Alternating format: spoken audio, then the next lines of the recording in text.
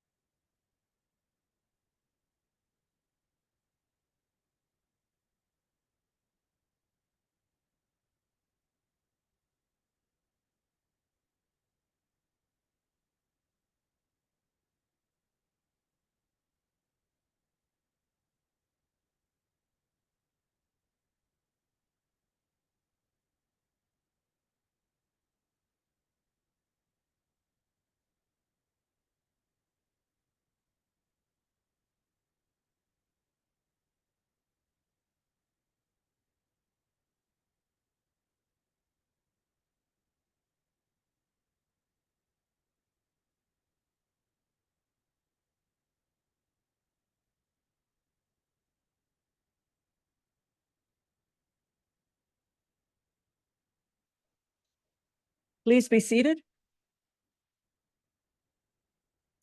I'll ask the clerk for the roll call. Mayor Sue Patterson, Present. Deputy Mayor Warren Dickert, Present. Councillor Harold Fleet, Present. Councillor Dave Hawking, Present. Councillor Carol Hudson, Present. Councillor Brandon Cable,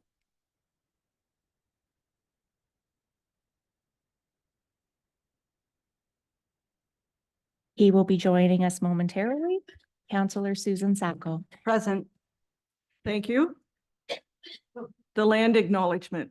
As we work toward reconciliation with Indigenous people, we begin our meeting today by respectfully acknowledging that we are situated on the traditional territory of the Anishinaabe Nation, the people of Three Fires known as Ojibwe, Odawa, and Potawatomi nations, and further give thanks to the Chippewas of Saugeen and the Chippewas of Nawash, now known as the Saugeen Ojibwe Nation, as the traditional keepers of this land. Welcome to our regular council meeting for Monday, September 16th, 2024. Good afternoon, council, staff, guests, the viewing public, and the media. Council, does anyone have a disclosure of pecuniary interest or a conflict of interest? If one should arise during the meeting, you may declare it then. Item 5 on the agenda is additions or deletions, and we do not have any this afternoon, so we'll move on to item 6. This is a public meeting under the Planning Act to consider zoning bylaw amendment number 3315-24, file number Z424 for 260 7th Street. And I'll ask the clerk for the method of notice of the meeting and the dates of that notice. Thank you, Mayor Patterson. Notice for the public meeting was circulated to all commenting agencies and posted on the Town of Hanover website on August 26, 2024, in accordance with Section 34 of the Planning Act. Circulation of the notice of public meeting included abutting property owners within 120 meters of the subject lands. The application was reviewed by the Planning Advisory Committee on September 10th, 2024. Comments were received from the Grey County Planning Department, Hanover Public Works, and neighboring citizens. Thank you. And now I'll ask Andrew Wilkin, our Director of Building and Planning and CBO, to give an overview of the amendment. Andrew? Thank you, Your Worship. The town received a application for zoning bylaw amendment Z4-24 from the owner of 267th Street, looking to rezone the property, which is currently an R1 zone, to lands designated as R4-50 site specific. The property is located at 267th Street. This rezoning would permit the construction of a 6-unit street townhouse with an exception to the interior side lots of 1.2 meters. The demolition of the existing home would obviously be a part of this project.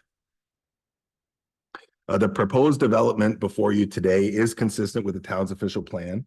It's consistent with the county's official plan. It's also consistent with the provincial policy statements that are currently in effect.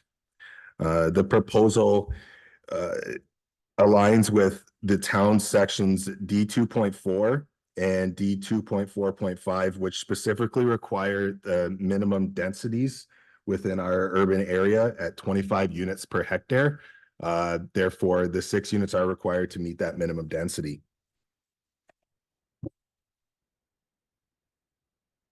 The justification report that's before you here tonight, completed by Wilson Developments, Matt Ratke, their planner, is here, and their director of development is here to speak to his report in a few minutes. You will see mention in there about a subdivision of those lots. That is not a part of this zoning bylaw amendment before you today. This is just to rezone the property.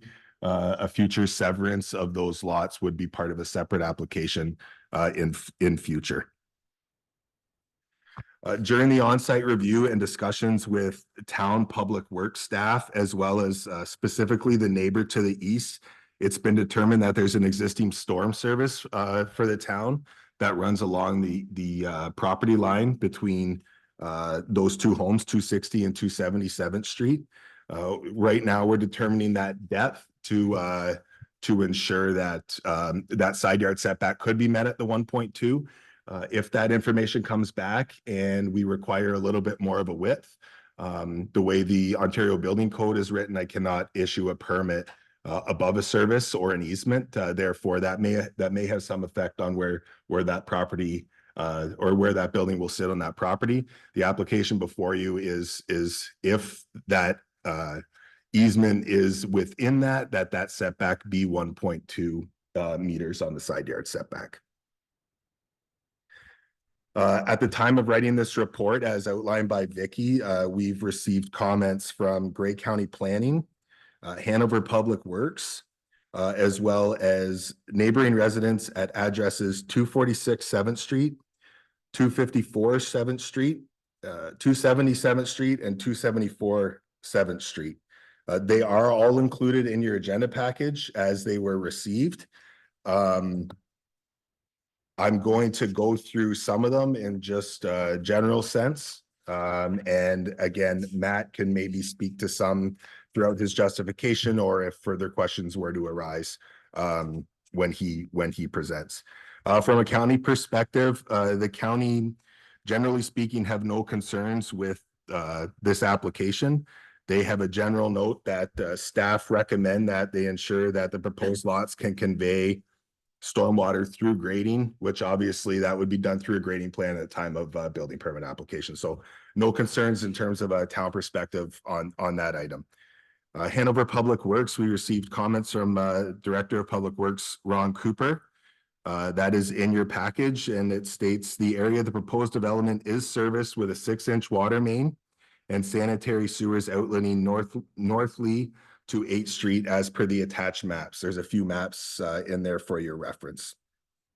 The water has adequate pressure and would require a 19 millimeter 3/4 inch water service for each unit. The sanitary service to the north was relined in the early 2000s. A new 4-inch service would be required for the new units, which would be at the cost of the proponent. General comments from Peter Hambley at 267th Street, Hanover. States that he lives at 277th Street and he's generally in support of this request. He had some concerns about the town infrastructure. Comment about it, some low pressure to his home, which required a little bit of investigation from our part. However, based on the Public Works perspective and their comment for the service provided to that neighborhood, a 6-inch service line should have no issues providing adequate service to that area. There was also some comment about the sanitary sewer lines that I just had made reference to, as well as talks about the side yard setbacks in terms of its relationship to some trees and some access, which is outlined in your package.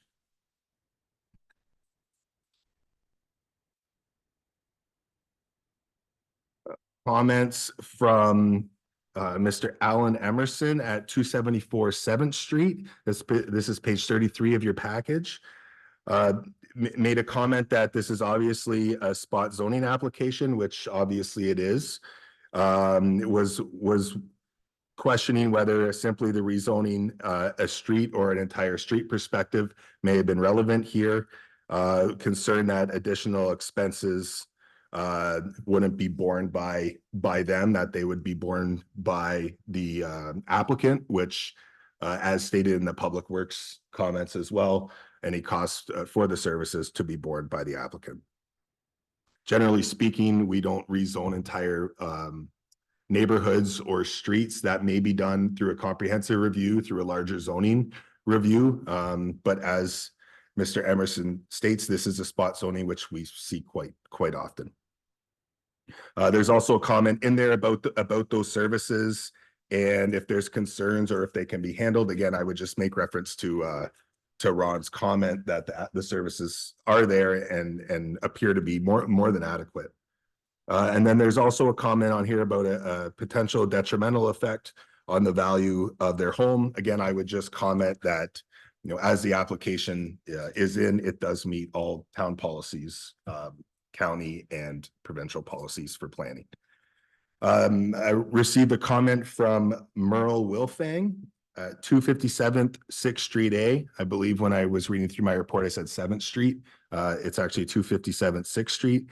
She provided a sketch of how she thought perhaps that property could be developed otherwise, which is in your package here, and has some concern about parking and traffic. And lastly, a note in here or a comment in here from Winetta Warren at 246 7th Street, which is immediately to the west, had some concerns about where her driveway was in relation to the property line.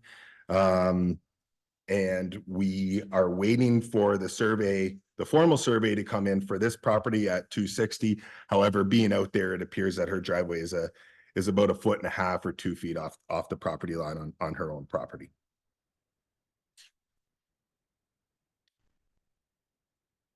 With that said, there are no financial implications of this report. The link to their strategic plan is balanced growth.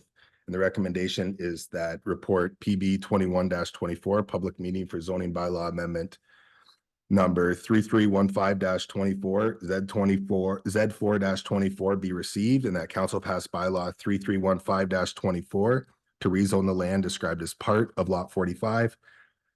Plan 791, part of lot 1, plan 741, and also known as 260 7th Street in the town of Hanover in the county of Grey, from residential R1 to residential R4 site specific to allow 6-unit street townhouse. And I'm here to answer any questions you have once Matt Rapke maybe does an overview of his report. Thank you, Andrew. Matt, you're welcome to come to the podium. Did anyone explain the microphone to you? The one with the one with the white circle, if you press that button. Is it working? All right. Good afternoon, council. My name is Matt Rapke. I'm the Director of Development with Wilson Developments. Andrew pretty much covered everything. We bought this property, I think we closed on it last week, actually. So we moved pretty quick. We saw it come up. It's a large infill lot. There's not a lot of these opportunities in Hanover where it's economical to do something like this. So we purchased this. We would like to put 6 townhouses here. We're trying to keep them as bungalows if we can figure out exactly where this storm pipe is. So that's why we're asking for the relief for the side yard setback. In order to fit the 6 units, you end up with about 7-meter end units and 6-ish meter interior units. And if you maintain a 4.5 meter setback that's required by the R4 zone in the standard provisions of the bylaw, you end up with a hallway for a house on the end, and that's not very desirable. So we're asking for the 1.2 meters, which aligns with pretty much a single detached dwelling setback in most zones, which a townhouse is not too much different than a single in terms of from a land use perspective. So Andrew covered over everything in terms of we're going from R1 to R4 with that specific exception. This is just the zoning amendment right now. We will be coming forward once we figure out exactly what the dimensions of the lots are going to be based on the location of that pipe. We will then get our drawings done for the 6-unit structure to match the exact lot dimensions that we have space for. And then we will come forward with consents I had in my report to do it through part lot control. Staff have advised that the preference at Hanover would be to do it through consents, which is fine. So we will do that. And through that process, we will also put easements on the 1.2 meter setback on the outside of each of the end units in favor of, so the easternmost unit will have an easement in favor of the 2 interior units on the east side. And then the western unit will have easements in favor of the 2 units to the west that are the interior units. And we will likely define some parts for formal easements for the storm pipes so that it can be registered on title. Because right now it's kind of an implied easement because that wasn't on title. And the sewer pipe for the property to the west also goes through the back of the lot here and runs under the pool, it looks like. So we're gonna have to figure out an approach to put a new pipe in before we dig that up, commission a new pipe, and again, define some parts with easements formally registered so that everybody knows that's there for forever. That's the scope of what we're trying to do. It all complies with the official plan, the provincial policy statement, and I'm here to answer any questions. Thank you, Matt. So I will ask, you can take a seat, and I'm going to open up the floor for members of the public will be allowed to speak. All questions are to be addressed through the chair, so please state your name and address for the record. So the floor is open if anyone would like to come to the podium and ask a question or comment.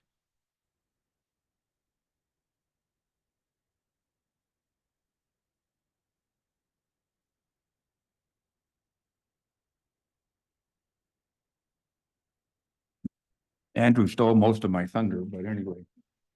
Took me a while to get my head around this, but Bev and I support this R4 zoning.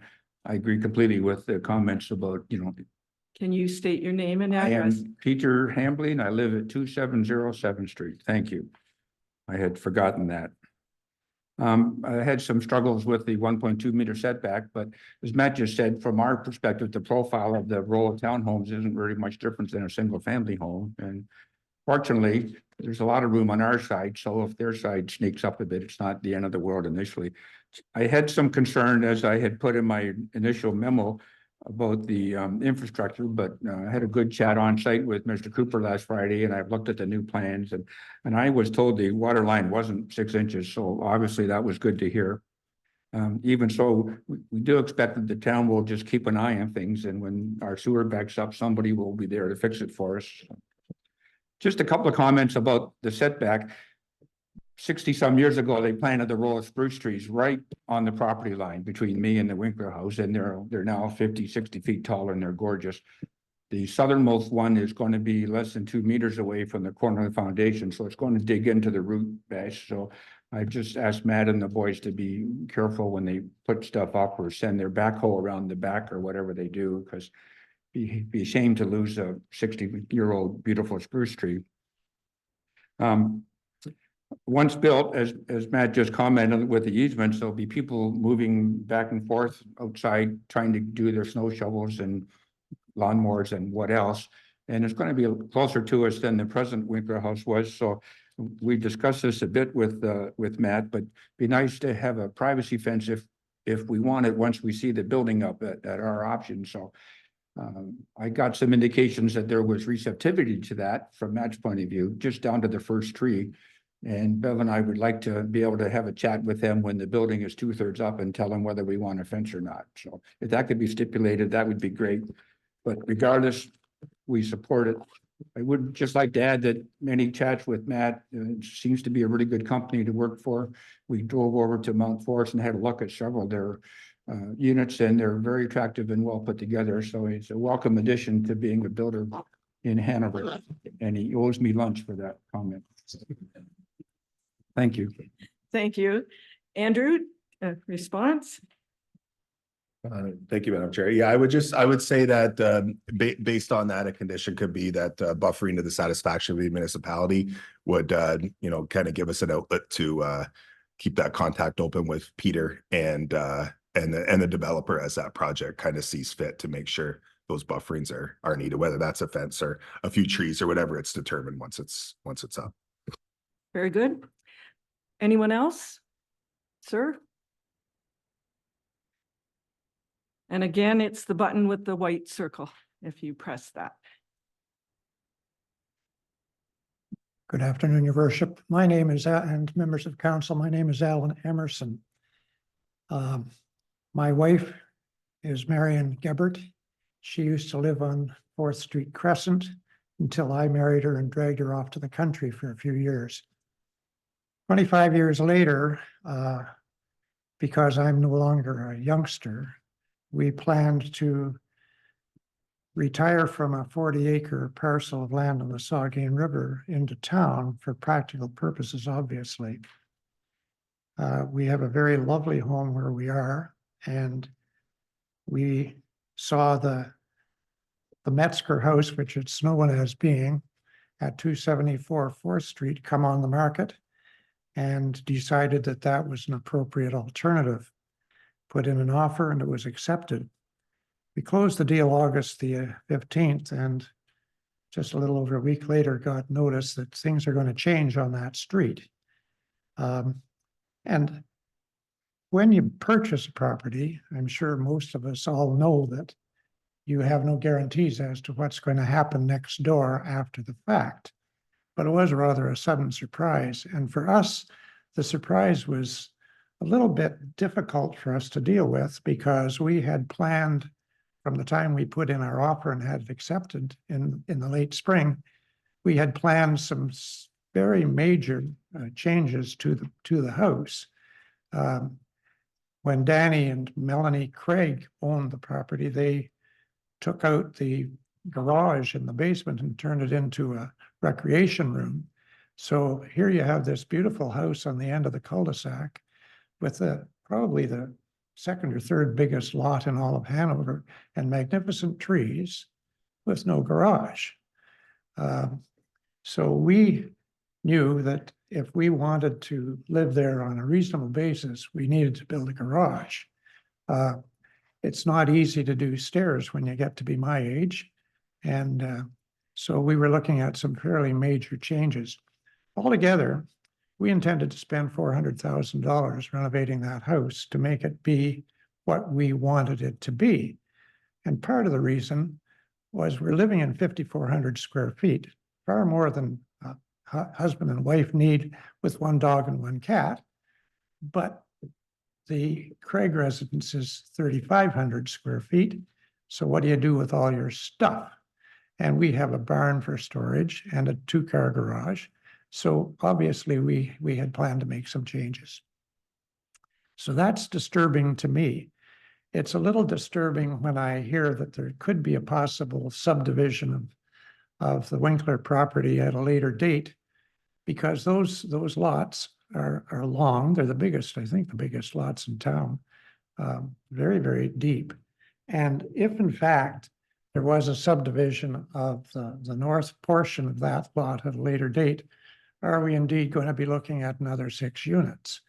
So if you do that with the Winkler house, and I don't want Peter to be mad at me for mentioning his house, but his is the next door neighbor, and it's capable of the very same thing because it's the same size double lot. Ours is 50% bigger yet. And when I looked at that overall with a little bit of knowledge about urban planning, I looked at it and I said, well, gee, one place went and I think 4 units went in just to the west of this one with one house in between. Now we got 6. Once you add that 6 or indeed possibly more, the nature of that street is changed forever. It's not going to look the way it looks right now anymore. So there's pressure there for more development on the additional lots. That inspired me to write not a critical letter, but rather a letter that would say, why don't you just look at the whole thing, and if it all should be turned into an R4 zone, it doesn't prevent us from living there as long as we want. But there would be some continuity of planning that would possibly be better than just here and there. We spot 4 units here and 6 units here, 1 house in between, and then there's another house and so on. And on the other side of the street, we've got a lawn bowling facility, which is very, very beautiful and beautifully maintained, quiet at night.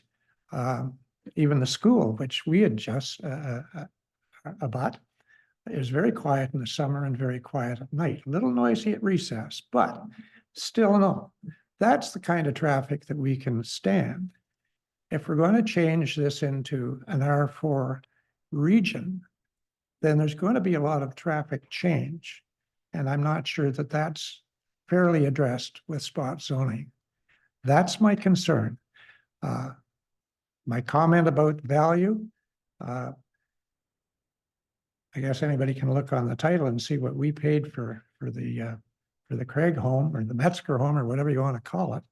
But if you start adding 400,000 to the top end of that, is the Hanover market one that can stand that kind of investment if the street is changing in any dramatic fashion? And I think it is going to be changed such that it's going to be irrevocable. There's no going back after you start this. It'll all go forward the other way. And I'm aware of the provincial policy statements. I'm aware of all of that stuff. I'm reasonably well educated and reasonably well read. I don't object to development.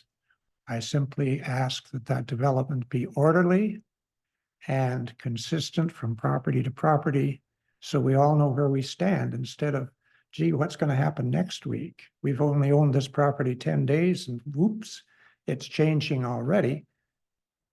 Given fact that the sign went up for sale, well, we couldn't buy both. We bought one, hard enough to buy that one. But so what's next? And that concerns me. And other than that, I have to leave it in your hands. Thank you. Thank you. Andrew, can you respond to that about spot zoning and development at the back of the property? Through your worship, if I could just get a clarification, was the concern about an additional 6 units going on the rear portion of that property at a later date as well to make 12 total? Is that what the what you were implying?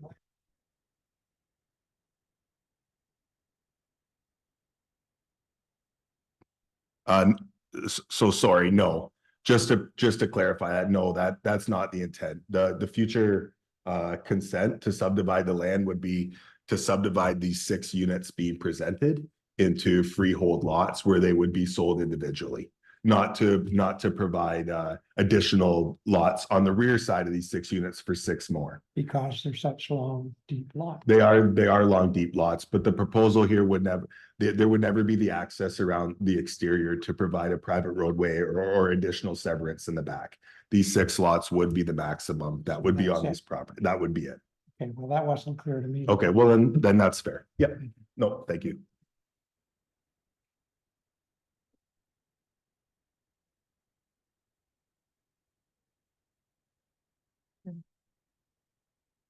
Okay, anyone else? Any comments, questions? Now's the time. We welcome them. Once the floor is closed, then council will discuss, but this is your opportunity to speak. Question, we're open. And I'll ask a second time if anyone else has any comments. Sharon, you're more than welcome. Yes, you're more than welcome to ask a question. The one with the white circle. That way, okay. My name's Sharon Clark. I live at 365 7th Ave, so I am around the corner. My concern is that there are 6 units. Like, why couldn't it be less, like 4 or 2? That's my question. And it just seems too crowded and they'll be too narrow. So that's my concern. Is this one for you, Andrew, or Matt? You can start. I mean, from a planning perspective, Matt can speak to the planning perspective himself, but technically it needs 6 units to meet our density minimums. If there is not 25 units per hectare based on the size of that property, if we're not meeting that minimum density, this would require additional planning application. It would really be looking to amend our official plan. So this development is actually just meeting our minimums, nothing beyond. Matt, I don't want to speak to anything more than that. If you have anything to add to the 6 units or anything along those lines, feel free.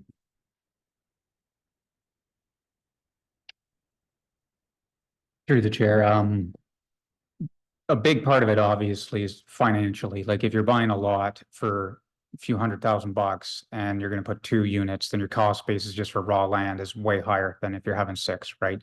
So that's obviously a massive part of it. The projects, these infill projects just don't happen if you can't hit your density because the financial incentive is not there. That's one thing, but from a public interest perspective, there's the same logic there, right? Like if you got a section of road, that's infrastructure the town's maintaining. If you got a pipe under the ground, that's infrastructure the town is maintaining. That's why we have minimum density targets in order to maximize the use of that infrastructure. Because if you're getting probably about $3,000 a year off of 6 units for the same segment of road versus maybe $3,500 a year off of 2 units, the town is in a much better financial position, which is better for everybody because everybody's paying taxes into that system, right? So that's why we have these minimum density targets. That's why the province pushes for minimum density targets. And that's why the official plan has this minimum density. And as Andrew said, on this particular lot, given how deep it is, we need to hit the 6 units in order to hit that density target, which again, from a planning perspective, this is a good thing for everyone. It's in the public interest to maximize the use of that infrastructure. So that's why we're doing 6 and not 2, because that's a good use of financial and physical resources. Are you able to share what the square footage is approximately for each unit? I think from my memory, they're between 12 and 1,400 on the main floor, but these will have finished basements too, because they're narrow. You're only going to fit 1 bedroom on the main floor. So in that scenario, we finish the basements because there's a lot less living space in a 1-bed finished area, right? So, and again, we're trying to make them bungalows just because we think, I mean, in all of Southwestern Ontario, really, seniors are obviously a large demographic, and housing hasn't necessarily been geared to seniors. Housing was geared to the seniors when they weren't seniors because they're a big cohort. And now that the baby boomer cohort is aging and doesn't want to walk upstairs, we're looking at putting bungalows. It's a very popular product in Mount Forest. In the neighborhoods where we have a few of these, probably 90% of the people buying them are, they're retired, that age group. So once you do a 2-story home, typically that cohort does not want to purchase it. It does allow you to get a narrower house a little bit easier because you can shovel the bedrooms upstairs. You're not trying to fit one onto the main floor. That might be the way it has to go here, depending on where that pipe is. But again, we're trying to get the zoning in place to at least keep that door open and hopefully keep them ground floor. So probably 12 to 1,400 square feet. Very good. Thank you. Anyone else? Any questions, comments? One more time, I will ask, and then the floor is closed. So if you have a question, please come forward. Okay, so the floor is now closed and discussion or debate is limited to council and staff. So council, before we discuss it, we need a mover and seconder, and this is for report PB 2124 to put it on the floor. Moved by Councillor Hawking, seconded by Councillor Fleet.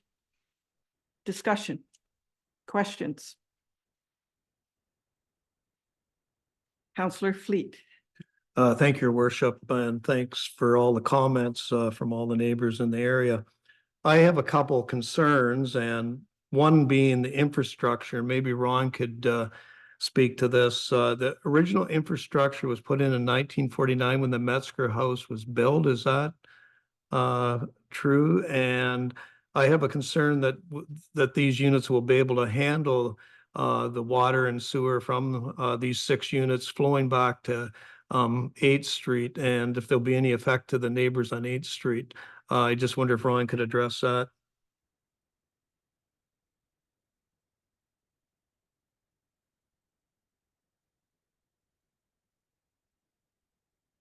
Thank you. From the mapping that I have of the water, there is 6-inch water mains provided. It's on 7th Street, goes right to the easterly part of the dead end, and all the other streets in that neighborhood area all show minimum 6-inch water main. It's looped back out onto 7th Avenue, which is the main feeder line going up to our tower. So it's looped back out at 7th Street, looped back out at 6th Street. So it's all looped in the area. The exact date in which that would have been installed, I can't confirm that information. I had some other dates on there that I had picked up with regard to, say, some of the sanitary stuff, but it goes back in terms of overall age. It's back to the mid 50s for sure, somewhere in that area.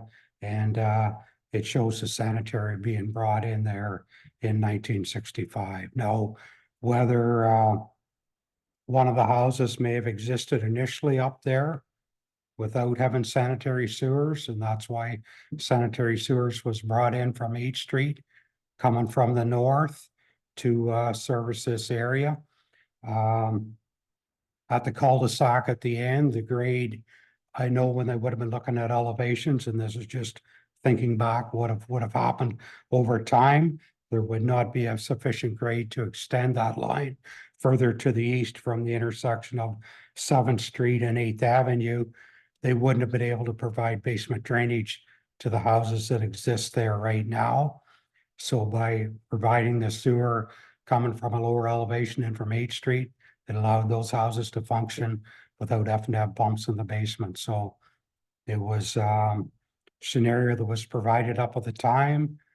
It has worked quite well, and the line leading out to 8th Street, we've had that relined in the early 2000s. So infrastructure wise, it's set up, and additional units can accommodate it.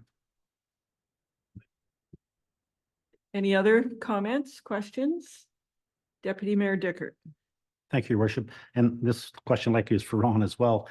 The section that runs across the property on 8th Street, then will there be something done as far as registering an easement for that piece as well? Or is this an understood agreement because it's existing and has been there for years? Your Worship. Yeah, it's been an understanding in the past. But no, this will get cleaned up, you know, as the surveys received and the exact locations can be determined. These easements will get registered on title. Other, Councillor Sacco. Thank you, Your Worship. I'm so pleased to see all the neighbors come tonight. I think that's really important. And I'm very impressed with Matt that he's already spoken to Peter, and he has a genuine concern, I believe, for you and to make sure that things are done to suit you. So thank you for that, Matt, and thank you. Other comments or questions? Councillor Hudson. Thank you, Your Worship. In just checking some of your other properties, there seems to be one in Mount Forest on, they call it Wellington Way or something. The structure that we're seeing in the package looks very similar to that. Is the one in Mount Forest, is it 2 stories, or is it just the single that you're hoping to have in Hanover if the size and the lines all work out? So our project that's marketed as Wellington Way is a stacked townhouse project. So there's 28 units through 3 buildings. One of the buildings is 4 units, so it's 2 wide, and then there's two down below, 2 above. Then the 2 other buildings each have 12 units, and again, there's 6 wide because there's 2 below, 1 below, 1 above, like for all 6. Just to the west of what is called Wellington Way is a project that we've called the Quad. The address there is 360 Wellington Street. And it has 4 townhouses that are effectively exactly what we want to put, but we're going to have to narrow them up a few inches, each one of them, in order to fit it on this lot. So that would be a really good example of what we're looking at putting. And it's very close to another project at 405 Wellington Street, is slightly to the west of 360. That's a finished version of what's going in at Wellington Way. So that's our stacked townhouse product there. So if you do in fact have to go up, that would maybe change the demographic as to who's going to go into these townhouses then? It might not be seniors, it could be younger step walking people. It absolutely is a different demographic that has been purchasing home. We don't discriminate on who buys our units. It's just reacting to what the market tends to do. So the ones, the stacked townhouse product, those are condos. So that changes a certain type of buyer. It's only someone who wants to live in a condo. Those retail at about $399 is our price for those. And they tend to not be seniors. They've been mostly, people 30 to 50 have been the people buying those. And so the ones in the Quad would be more, what you would say, more based for the seniors, similar to what you're hoping to achieve here. Again, that's just our target demographic based on, thinking that we'll be able to sell them quickly. You have a lot of seniors who are looking to get out of a house that have 2 stories. So we like building houses that are bungalows, especially in order to hit density targets and hit that demographic with a building product that they want. This is kind of the building form that ends up, you end up building, unless you're going to do something much larger, like an apartment building that has elevators. You're not going to hit that demographic. So far, we've actually sold 2 of those. I think both of them are probably going to be rented by the people who have purchased them. So it hasn't necessarily been a senior to buy them, but that's just the target demographic. You've been very thorough in trying to figure out where your market is and trying to build accordingly. So I appreciate that. Thank you. Thanks. Okay, Councillor Cable is online, and Councillor Cable, the floor is yours. Thank you, Your Worship. Just wondering, perhaps I missed this, I hopped on at about 4:10. So if we could address Mrs. Warren's question about the property line on the west side of the building. It looks like the property line is very close to where the current garage exists. And so I'm wondering if a fence was ever erected or some kind of buffering between the property and Mrs. Warren's house. How would Mrs. Warren be able to access on that side yard? Thank you. Andrew? Yes, through your worship, we touched on that a little bit, Counselor. It appears that her driveway is a little bit off that side yard setback. Yes, there's a garage there that is encroaching closer than what the zoning would allow now, which, we see all across the town. Generally speaking, you can build a fence on your own property. We can't stop you from doing that. So there could be a fence there, and that neighbor in particular would, whether it's to go around the other side of the house or what that response is to get to her backyard, really would be up to the neighbor. As proposed and discussed as a condition that the buffering to be the satisfaction of the municipality kind of was talked about, but in future, we could not prevent a neighbor from putting a fence up there if they decided to do that.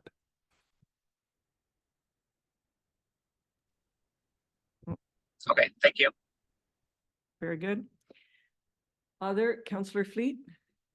Thank you, Your Worship. Just a couple other issues I have, and I know we touched on traffic, and I have an issue just about the parking. Is there no parking in that cul-de-sac, like around that little island there in that area? Street parking? I notice with the lawn bowling, they often park by that apartment building when there's a major tournament going on, which makes it quite a busy little area. So I just wondered if that would be something we would look at, putting no parking around that area. And my other question was, and maybe help me out with this, Mr. Emerson's comment about cleaning up there and making it all R4. Is that something we should look at, or just let it be? Thank you. Through your worship, yeah, we can review the parking on that street. Obviously, I'm assuming it's an issue just on those lawn bowling, type of events. The proposal that you have in front of you meets the parking requirements for per unit is 2 spaces. With a garage and a space in the driveway, it's meeting the parking requirements. It may have some implications there, what that street looks like. I would say we could monitor that and see if it would warrant some no parking signs or something along those lines. And again, with the spot zoning versus the entire neighborhood, the R4 zoning, we can prompt to look at that street a little more as we do a comprehensive review through our next zoning bylaw housekeeping amendment. But again, spot zoning, site-specific zoning, obviously council sees those quite frequently, and this is another example of that tonight. Okay, any other comments or questions? I will call the question. All in favor of PB 21-24? That is carried. And residents and neighbors, thank you for attending. We appreciate your interest. And if you have any further questions or comments, please contact staff. You're more than welcome to ask your questions. And you're more than welcome to stay for the rest of our meeting.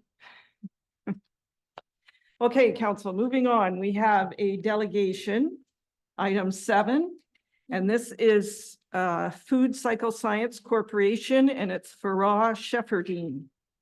So welcome, Farah. Hi, everyone. Sorry, I'm on. There we go.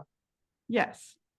Thank you so much for having me this afternoon. My name is Farah Shefferdine. I work with Food Cycle Science, and I will be presenting the survey results from the Town of Hanover's Food Cycler pilot program. I will be sharing my screen, so bear with me one moment as I get this up for you. There we go.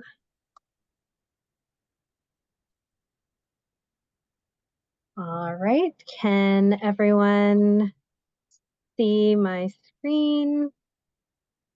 Yes, we can see your screen and hear you. So all is well. Wonderful. So like I said, my name is Farah, and I'm here to present the results for the Town of Hanover. And before we look at the results, sorry, oh, there we go. Before we look at the results, I wanted to give you a quick overview of who we are. Food Cycle Science is a Canadian company. We're based out of Ottawa, and we're focused on food waste diversion solutions using our innovative technology called the Food Cycler. 2022 and 2023 were really big years for us. We were selected as finalists in Impact Canada's Food Waste Reduction Challenge. And we would like to acknowledge that your town's Food Cycler program was made part and possible due to this federal funding. And as a company, we're really proud to say that we are in over 150 Canadian municipalities. And when Hanover joined, you were the 105th municipality to pilot this innovative solution. So we really want to thank you for being a part of the solution. And without further ado, as I mentioned, with support from Impact Canada's Food Waste Reduction Challenge, your pilot program was run to include 100 participating households. The net cost of the town was $10,000 plus shipping and HST, and your pilot ran from April to June of this year, where usage was tracked for 12 weeks to calculate total waste diversion, and your residents completed the survey to provide data and feedback that we will go over now. So we were able to record 85 responses from the 100 participants, and you'll see the first two questions here are to give you an idea of the importance of greenhouse gas reduction and waste reduction in your community. In terms of greenhouse gas reduction, your residents rated it an 8 out of 10, and in terms of waste reduction, your residents rated it a 9 out of 10. And when we asked your residents where their food waste went prior to using their food cycler, a large majority indicated that their food waste was going into their garbage, and others indicated that they were able to compost really only during the spring to summer months, and a few others were able to compost all year. So when we asked your residents why they chose not to compost, 70% of your residents indicated concerns about animals and wildlife like bears and raccoons. A large number also reported concerns about odors, maintenance, and space. And these answers are very much in line with a lot of the data that we've collected through our municipal programs. And the food cycler really is a great solution for these issues because the byproduct is odor-free and really helps prevent those wildlife encounters. So when we look at the split of devices in the town, you have about a 60-40 split between the FC30s and the Eco5s. And based on the data for diversion, your residents were running an average of 2.82 cycles per week on their FC30s and 3.52 cycles per week on their Eco5s. So this is equivalent to 221 kilograms of food waste per household per year being diverted using the food cyclers in your community, which is about 22.1 metric tons of food waste being diverted from the 100 food cyclers in use. The 100 food cyclers in Hanover will also be able to divert 28.7 metric tons of CO2e equivalents per year, which is about 33.5 acres of forest sequestering carbon every year. And when we look at the number of garbage bags being generated in the community, your residents reported generating 0.55 fewer standard garbage bags per week, which is a reduction of 28.5 garbage bags per year per household that is not being trucked to your local landfills. And we've included a few comments from your residents about the impact this had made for them in terms of their garbage generation. And when we asked your residents if the increased awareness of food waste motivated them to waste less food, 75.9% of your residents said that yes, it did. And we find that when people are able to manage their food waste at home, they become much more aware of how much food they're wasting to begin with. So the awareness that comes with this program, though it can be difficult to put into numbers, really is an added value to this solution. And it also likely contributed to the reduction of garbage bags mentioned in the previous slide. And when we asked residents if the town were to offer a food cycler program at low or no cost, that 84% thought that their friends or neighbors in the community would participate. And when we asked if they would recommend the food cyclers to others, a 91.5% of your residents said that yes, they would based on their own experience. And this slide is self-explanatory. When we asked your residents if they will continue using their food cycler, 97.5% of your residents indicated that yes, they would. And this level of participation really far exceeds any other organics waste management solution there is out there today. For example, here in Ottawa, where we have curbside green bin pickup, we really only have a 57% participation rate. And when you look at composting, which is something that is available to anyone who has the space to do so, the rates of adoption have been fairly stagnant over the last 10 years. And we see that also in your community as well. So this 97.5% participation rate is incredibly encouraging, and it speaks to the willingness of your residents to adopt an innovative solution to food waste. So when we asked your residents to rate the pilot program experience out of 5 stars, your residents rated it 4.6 out of 5 stars, with 71% of your residents rating it at 5 stars. This really speaks to all of the effort and the energy that has been put in on the township side to make sure that the program has been a success. And we've included some comments from residents really thanking you for the experience and the value that it added. And this slide here is a couple of comments that we like to be able to share that are constructive, that really allow you to get an idea of what the experience was for residents in the program. And so to recap everything that we've discussed, you are looking at 22.1 metric tons of food waste being diverted from your landfills every year with the 100 food cyclers in your pilot.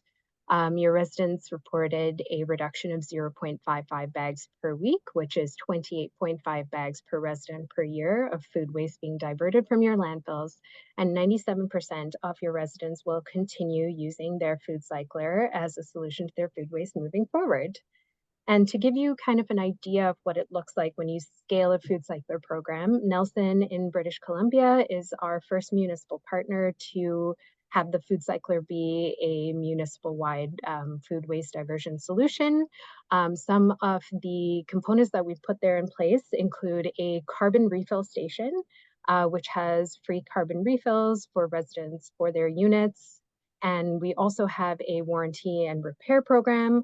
We have bear-proof bins for residents who do not use their soil amendment to be able to drop it off.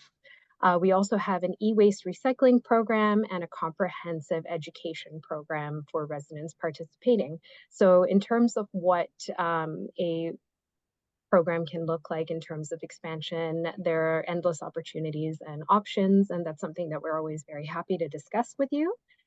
And some of the next steps is that we do have a life cycle emissions calculation tool. It's a tool that allows you to assess the life cycle of a food cycler program in your community and the impact it can have on sustainability efforts and the reduction of your GHG emissions. We do have new technology that just launched in the summer of this year, which is a 3.5 liter model, which has the same robust grinding mechanism as we do in the Eco5, but it is a smaller footprint, so works greater for smaller spaces. As I mentioned, as one of our early implementation partners, you have first right of refusal for any further Impact Canada funding that comes through. And we just ask that you accept this presentation as information and refer staff for any next steps in terms of exploring any expanded programming. And that brings me to the end of my presentation. Are there any questions or comments? Thank you, Farrar. That's a good news presentation. Yep. Council, any questions, comments? Councillor Sackle. Thank you, Your Worship. Well, Farah, I just wanted you to know that my husband and I purchased the smaller unit. And we also decided this summer to do the farm share that happens in our vicinity, where we get vegetables, fresh vegetables every other week. And I'm thinking now we should have bought the big one because we are using it almost regularly, like daily, I'm telling you. So thank you for that. Perfect. Councillor Hudson. Thank you, Your Worship. I did want to make a comment as well that I did have a small service issue, and your service department was fabulous. They followed through very quickly in a friendly manner, very timely. So the fruit flies didn't accumulate for too long. So I thank you for that. That's great. Anyone else? Councillor Fleet. Thank you, Your Worship, and thank you for that presentation. This might be towards staff. The 100 units we had, did we sell all 100? Yep, okay. That was a yes for, okay. Anyone else? And I don't see Councillor Cable, so, all right.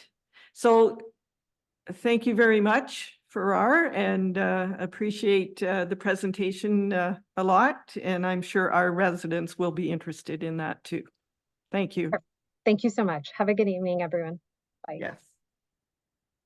Okay, item 8, we do not have any business arising from the minutes, so we'll move on to item 9, which is council and committee of the whole minutes. The first one, 9.1, I need a mover and seconder for the regular council meeting minutes from August 12th. Councillor Sackle and Deputy Mayor Dickert. That evening, we let me just get my notes here. We had a delegation from Monica Singh Soares from Life Directions. She presented information on the Ontario Disability Employment Network and their National Disability Awareness Month initiative called Light It Up for NDEAM. And we will be, as our report, everyone is aware, we will be lighting it up on October 17th. This is about disability inclusion in the workplace. We also had the P&H Center concession operation renewal and entered into a 3-year agreement with Big Bites. And I believe that's all that I wanted to highlight. Any comments or questions with those minutes? Seeing none, all in favor of 9.1, the regular council meeting minutes from August 12th. That is carried. 9.2 is committee of the whole meeting minutes from September 3rd, and I need a mover and seconder for those. And I'll take Councillor Fleet and Councillor Hudson.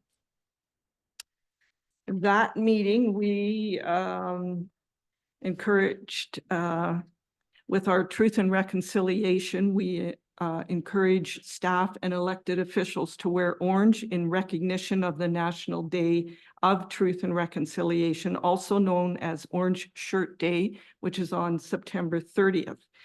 That during that meeting, we did have a moment of silence, which we observed to honor the lost children and survivors of residential schools, their families and communities. We had a delegation from Kelly Linton Consulting on our organizational review, and Kelly will be summarizing next steps in the review process after he received our input from council. So we can look forward to that. And we did accept a proposal submitted by Conrad Lighting Solutions to supply and install LED lights at the P&H Center in the arena, over the arena.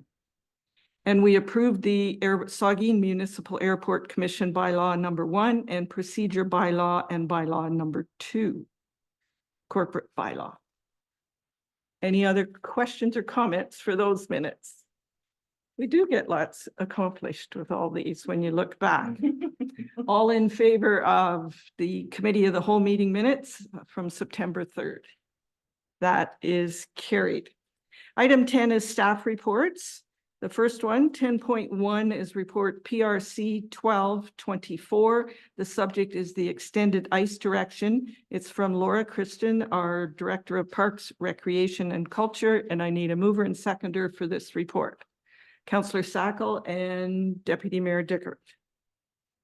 Laura? Thank you, Your Worship. Good evening, Council. So our ice is in. Ice season commenced on September the 3rd. Traditionally, our ice season lasts between 28 and 30 weeks. It typically goes in at the beginning of September. Well, we start at the end of August and then is removed at the end of March. And using this past practice for the upcoming season, our plant shutdown process would occur on March 30th, and that's 2025 under normal circumstances. Over the past 3 years, though, we have been facing requests that have been brought forward to extend the P&H Center ice season beyond those 30 weeks to allow for Hanover-based hockey teams or other user groups to continue to have that home ice when they do have a good deep run in the playoffs. So I have provided in your report kind of a historical look dating back from 2018 all the way up into last year of based on ice in and then subsequently ice out. There has been some impacts with COVID along the way, but if you have any questions about that, I can take that after the presentation. So last year at Council Report PRC 0923 extended ice direction for last year, Council did provide direction that they were going to approve extending that ice basically until the Barons were done with the playoffs. So similar to previous years, that demand for that arena floor in the spring It continues. It does create a bit of a challenge for us, just with that potential of kind of those overlapping bookings. The Provincial Junior Hockey League, which is the PJHL, the playoffs are currently set to extend until May 13th. And I've kind of broken down all of the different rounds for you. So the finals would have to be completed by Tuesday, May the 13th. One of the results as per council's request last year was, that advocacy. So there were efforts that were undertaken to kind of encourage the league to kind of review that playoff schedule, and the league did respond. They did move that playoff timeline forward by 1 week. So it is 1 week earlier if you look back to last year. So, while we say that this adjustment is it's a step in the right direction, it still falls far beyond our regular ice season. And it also leaves us only that short window of time, about 6 weeks, in which arena floor rentals would be available. Extending the ice beyond the normal time frame has impacts on the businesses or organizations that do depend on the arena floor for their rentals, for their events. So currently, we do not have any booking conflicts. Currently, we have the arena floor on hold until May 13th, just to allow for those potential playoff needs. I will note that the Home and Lifestyle Show currently has the arena floor on hold from the 22nd to the 25th. And the organizer has expressed a preference to host the show earlier in May, to be noted. So the proposed direction is that we would be committing to providing that ice potentially up until May 13th, only if a Hanover user group requires that play for playoff. If not, if that's no longer required, our department will give a minimum of 3 days notice, and we would start to do that ice out process. The commitment we are looking for tonight, we're looking for a multi-year commitment. I think, is this our 3rd year that we've had to come back and we have this discussion? And really what we're looking for is to kind of get some direction so that we can have a little bit more direction for bookings instead of keeping things on hold or, enforcing those holds. And we've proposed it up until the 2027 season. So looking for that multi-year direction. And no community arena floors will be confirmed, as I said. And then each extended ice direction will be kind of be timed with your council schedule. So, or your council term, I should say. So for example, we would be reviewing this following the next municipal election in the season of the 27 and 28. And as per our ice policy booking and agreement terms, which we reviewed in this past year, we would be looking at the ice subsidy rates would not be effective during an ice extension period. Financial implications. The additional expenses are anticipated, of course, when you extend your ice season. That includes ice resurfacer operations, staff wages, utilities. This has been projected to be $2,898 weekly. It is to be noted that these are just estimates. We've talked about this before, but I will reiterate that we don't have a specific hydrometer or water or gas specific to the arena. It is shared amongst the PNH center itself. And we've projected the revenues to come in at 19,224. And again, just these are projections. Our total expenses based on 7 weeks to 20,286.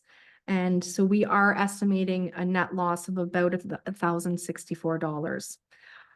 This is anticipated that net loss would potentially increase with each given year just due to potential increase in operating costs. Also, a consideration, which we talked about last year, is the cost that's associated with not being able to deploy our staff, our regular staff to those outdoor activities. So there, again, it's strongly anticipated that there is going to be a need for additional hours to ensure that our department remains on schedule for outdoor operations. And this would be estimated at approximately $2,496.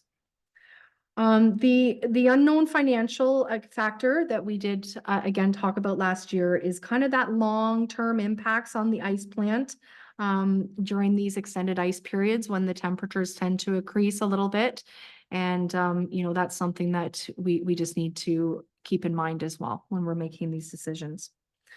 The link to the strategic plan is safe and reliable infrastructure, healthy and welcoming community, and strong and vibrant economy. The recommendation before you this evening is that report PRC 12-24 extended ice direction be received, and that council approve extending the ice as detailed until the end of the 2026-27 ice season. I'm happy to take any questions. Thank you, Laura. Good report. Deputy Mayor Dickert. Thank you, Your Worship, and thank you, Laura, for the report. I support the recommendation of extending the ice service. I think that it's best that we're extending it till the end of council term, and that way we can allow our other people that want to use the arena floor the ability to plan further ahead into the future. So I think that's good.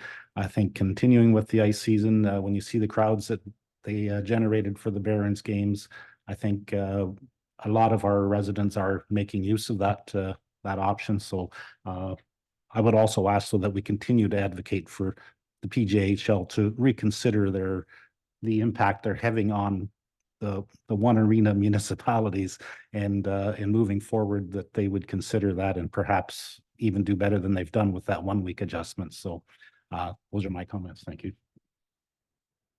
Councillor Fleet. Thank you, Your Worship. Thank you, Laura, for your presentation there, report. I support it. I think it doesn't matter what user group it is. If it's a figure skater, Barons, minor hockey team, I think we have to support them and leave our ice in. I feel that the impact it had on our community last year, and the Barons went as far as they did, and enthusiasm, and you know, it probably brought a lot of business to our community, restaurants, financially benefit our community. So I support this motion or this recommendation, and it also gives me the opportunity to play Hopper Popper hockey longer, and gives me the opportunity to score more goals. So I do support this. So thanks. Thank you. Councillor Hudson. Thank you, Your Worship.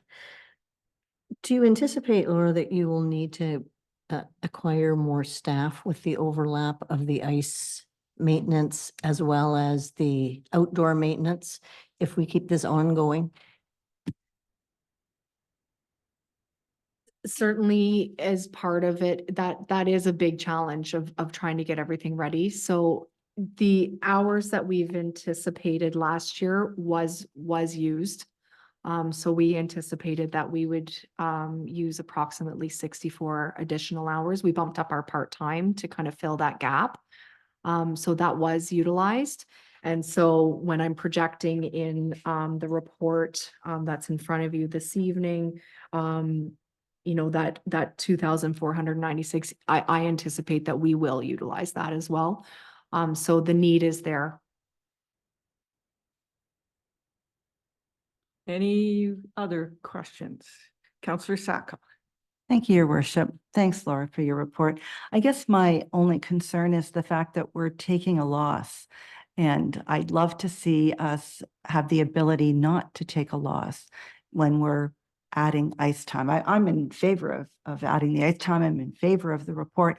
I would just like to see if we could figure out a way that we could recoup those expenses. So, Laura, you're projecting, your loss that you're projecting for this season is less than the loss for last season. Is that because there's more user groups you're projecting more user groups will be using the ice knowing that it will be there? There's a couple of factors.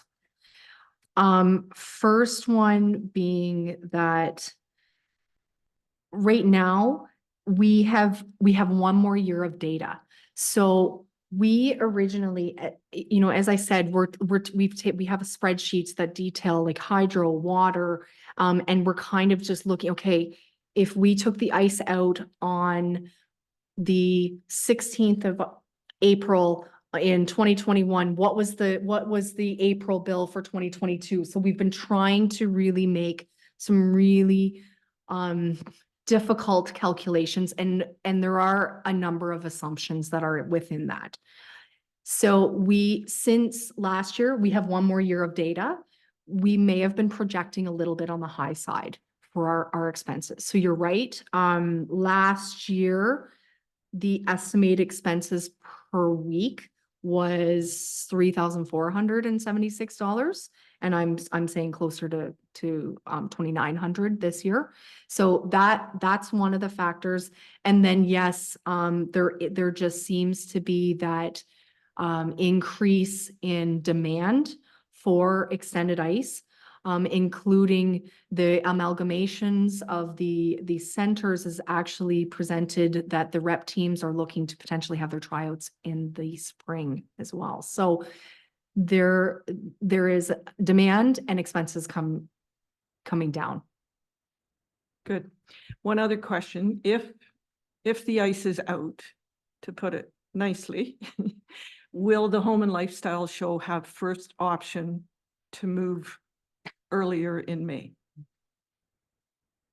Yes, we can provide an earlier date if the ice is out. Whether or not that will work, it depends on the timing, because there are commitments that she has to make at a certain point where it becomes too late. It's her marketing, it's her vendors. So yes, that would be an option. We will do our best, but whether or not it can actually be realized as an advantage is unknown. I would just hope we can not guarantee, but I don't want to see someone else come in and take that date on the show, since she's been a good supporter. Councillor Hawking. Thank you, Your Worship, and thank you, Laura, for your excellent report. I'm going to take a look at the economic development / tourism benefit. I think Councillor Fleet was mentioning this. When you look at a net loss of over $1,000 and the spin-off effect that all those people bring to our town, restaurants, whatever, put their kids in swimming while they go to the hockey game or whatever. I think it's excellent, and it's a small token that we have to pay to support our local teams, whether it be figure skating or whatever. But I'm willing to accept that, and I support your report 100%. So thank you. Okay, I'm going to call the question. All in favor of PRC 1224? That is carried. Thanks, Laura. Item 10.2 is report PB 2224, part lot control at 746 and 750 18th Street. It's from Andrew Wilkin, our Director of Building and Planning and CBO, and I need a mover and seconder to put that on the floor. Councillor Cable and Councillor Fleet. Andrew? Thank you, Your Worship.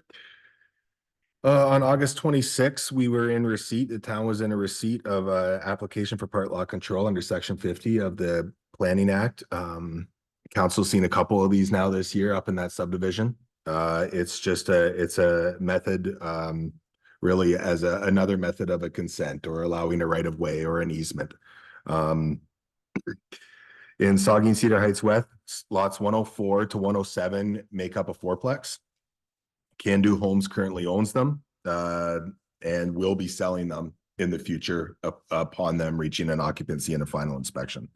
The owner is requesting permission to access the rear yards of lots 104 and 105, or sorry, lot 105 and 106, both through lots 104 and 105 in the instance of 106. As confusing as that was, if you reference your page 65, I believe. 63, perhaps, you will see a registered plan that shows a darkened area, which shows the part lots. Lot 107 would not be affected. 105 and 106 both go through 104. We've seen it both ways where there could be a part lot on both sides, one serving each center unit. In this case, they've decided to do both through one side. At the end of the day, it's more so of an operations type of use for the property. Nevertheless, that is what they've decided in this instance. As you know, or has been mentioned before, part lot control is a county upper tier approval.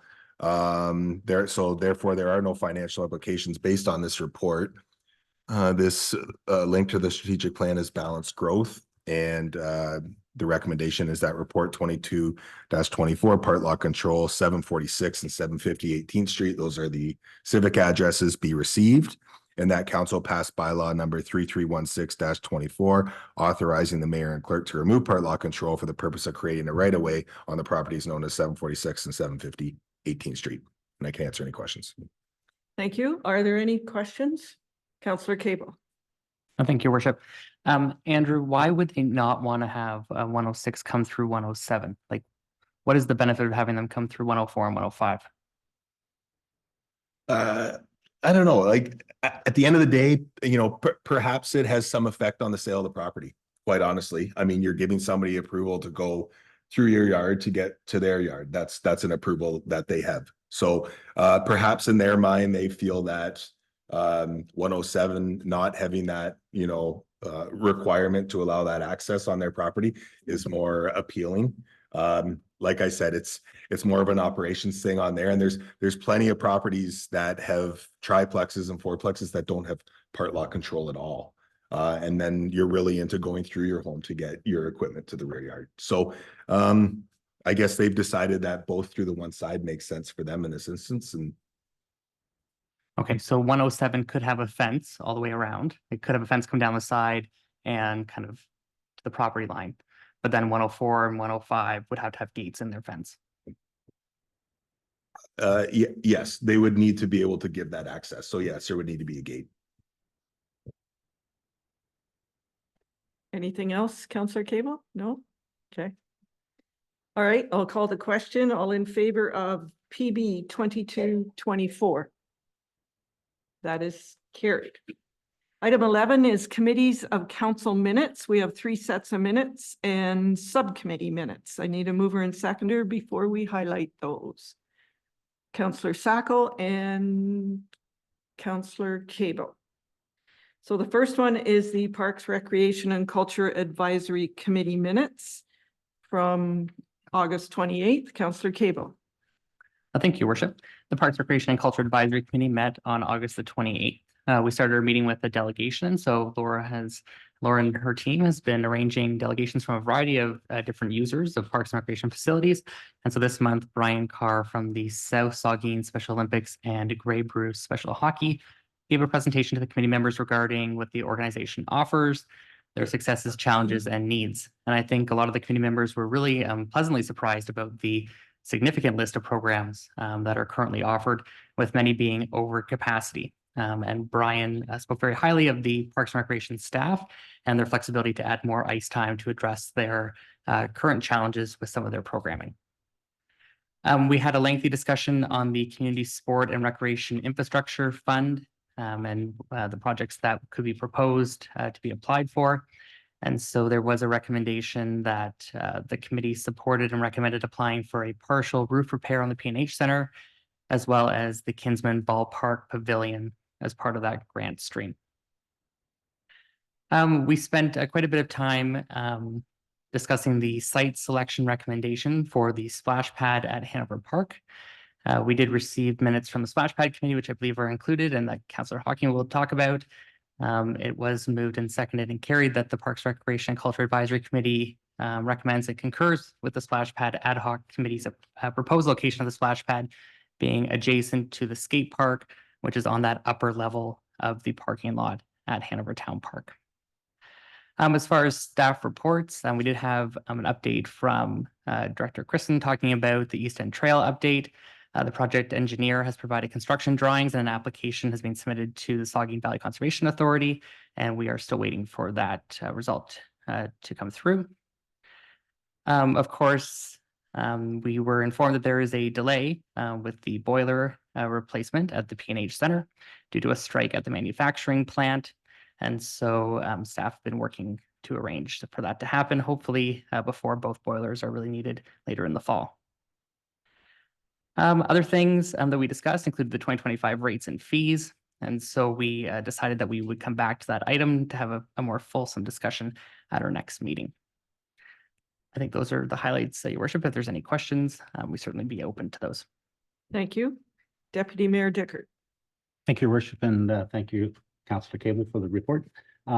Question is regarding the splash pad location. By us approving these minutes, are we approving that upper location? And I just wondered how we got to that location, you know, as far as the cost, lower versus upper. So just looking for clarification on what we're actually approving in these minutes. Sherry? Can start. I would expect, and maybe Vicky as clerk could, but once you're approving these minutes, that would be the recommendation accordingly. Laura can speak to the information around what went into that decision, because finances were certainly part of that, as well as visibility, those types of things. Through Your Worship. So yeah, one of the big factors that was included in that decision was the site servicing. And it actually, the upper location that was selected ended up coming in estimated at about $10,000 cheaper in order to put it up in that upper location. And really it came down to there was going to be more grading and kind of that fill that would have been needed on the second location at the third hole for the disc golf. It does slope down a little bit. Other factors included sight lines as far as from the road, even visibility from the road, and sight lines to other amenities within the park. I believe that's all of the was.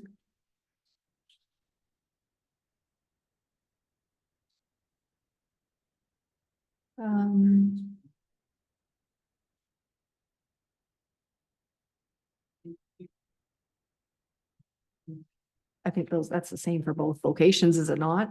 I think.